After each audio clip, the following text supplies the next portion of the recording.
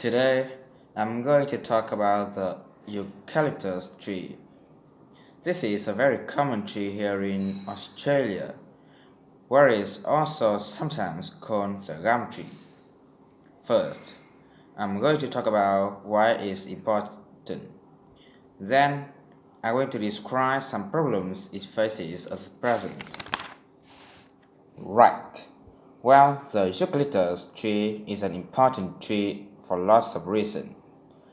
For example, it gives shelter to creatures like birds and bats. And these and other species also depend on it for food, particularly on nectar from its flowers. So it supports biodiversity. It's useful to us humans too, because we can kill germs with the disinfectant made from oil extracted from eucalyptus leaves. The eucalyptus grows all over Australia and the trees can live for up to 400 years. So it's alarming that all across the country, numbers of eucalyptus are falling because the trees are dying off prematurely. So what are the reasons for this? One possible reason is disease. As far back as the 1970s, the trees started getting a disease called modular yellows. The tree's leaves would gradually turn yellow, then the tree would die. It wasn't until 2004 that they found the cause of the problem was lime or calcium hydroxide, to give it its proper chemical name, which was being used in the construction of roads. The lime was being washed away into the ground and affecting the roots of the eucalyptus trees nearby. What it was doing was preventing the trees from sucking up the iron they needed for healthy growth. When these were injected back into affected trees, they immediately recovered. But this problem only affected a relatively small number of trees. By 2000, huge numbers of eucalyptus were dying along Australia's east coast of a disease known as bell minor associated dieback. The bell minor is a bird, and the disease seems to be common when there are high populations of bell miners. Again, it's the leaves of the trees that are affected. What happens is that insects settle on the leaves and eat their way around them, destroying them as they go, and at the same time, they secrete a solution which has sugar in it.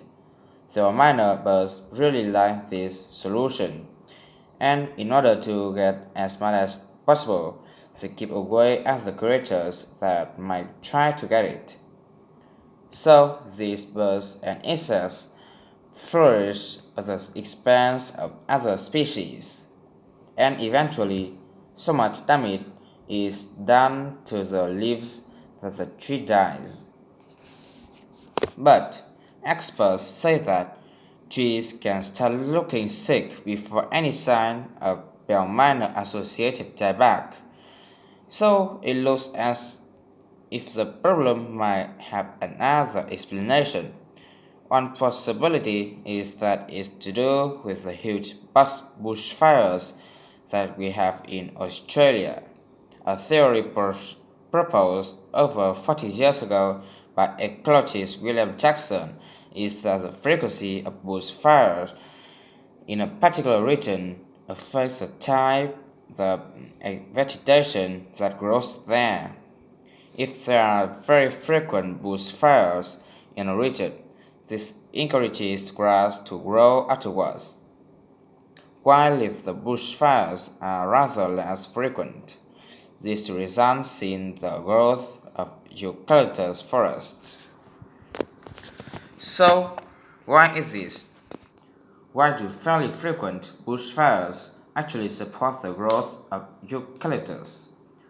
Well, one reason is that the fire stops the growth of other species which would consume water needed by eucalyptus trees. And there's another reason. If these other quick-growing species of bushes and plants are allowed to proliferate, they harm the eucalyptus in another way, by affecting the composition of the soil and removing nutrients from it. So some bushfires are actually essential for the eucalyptus to survive as long as they are not too frequent. In fact, there's evidence that Australia's indigenous people practiced regular burning of bushland for thousands of years before the arrival of the Europeans. But since Europeans arrived on the continent, the number of bushfires have been strictly controlled. Now, scientists believe that this reduced frequency of bushfires to low levels had led to what's known as dry rainforest, which seems an odd name as usually we associated a tropical rainforest with wet conditions. And what's special about this type of rainforest? Well, unlike tropical rainforest, which is a rich ecosystem, this type of ecosystem is usually a simple one. It has a very thick, dense vegetation, but not much variety of species. The vegetation provides lots of shade. So one species that does find it ideal is the minder bird, which builds its nests in the undergrowth there. But again, that's not helpful for the eucalyptus tree.